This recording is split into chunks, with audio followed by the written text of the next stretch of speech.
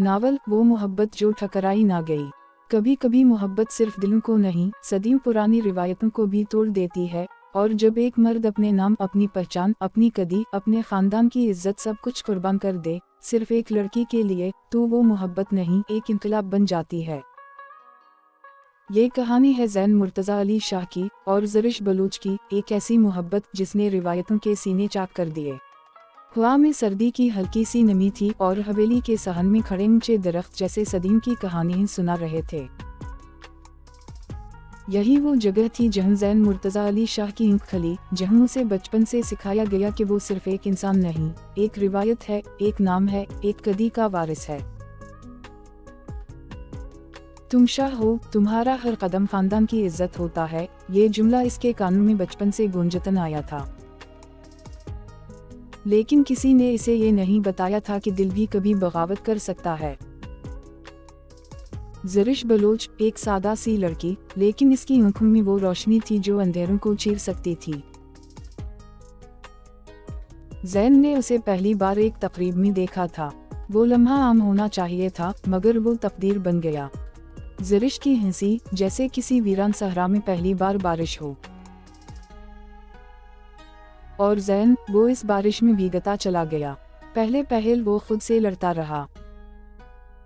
ये मुमकिन नहीं, ये गलत है, ये खानदान के खिलाफ है, मगर मोहब्बत दलील नहीं मानती। एक दिन उसने खुद से कहा, अगर ये गुनाह है तो मैं ये गुनाह 1000 बार करूँगा। वक्त गुजरता गया और उन दोनों की मुलाकातें बढ़ती गईं। हर मुलाकात में एक खौफ होता, कोई देख ना ले, कोई सुन ना ले, लेकिन इस खौफ के पीछे एक अजीब सा सुकून भी था। ज़रिश अक्सर कहती, ज़ैन तुम नहीं समझते, तुम्हारे खानदान वाले हमें कभी कबूल नहीं करेंगे। ज़ैन मुस्कुरा देता, मगर इसकी आंखों में एक दर्द छप जाता। मैं सब कुछ छोड़ सकता हूँ, मगर तुम्हें नहीं। वो रात शायद इनकी जिंदगी की सबसे भारी रात थी। हवेली के बड़े कमरे में सब जुमा थे। ज़ैन के वालिद की आवाज़ गूंजी, हमें तुम्हारे बारे में सब पता चल गया है। खामोशी, ऐसी खामोशी जिसमें सांस लेना भी जुर्म लग रहा था।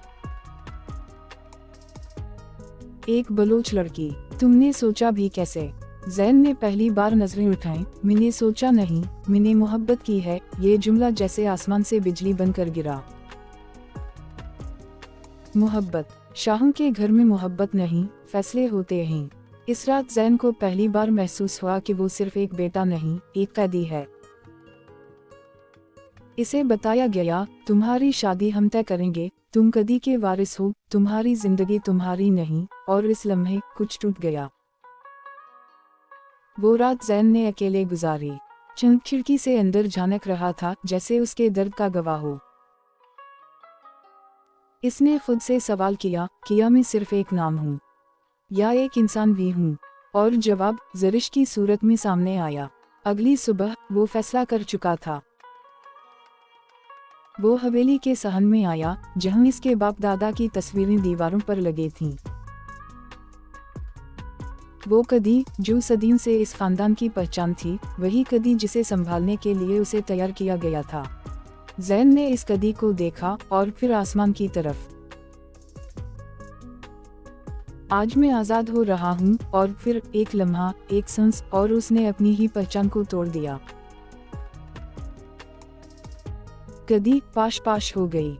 हवेली में क़यामत आ गई।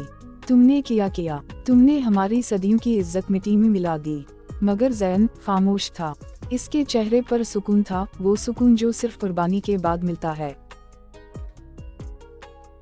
मैंने इज्जत नहीं तोड़ी, मैंने जुल्म तोड़ा है। वो सीधा ज़रिश के पास गया।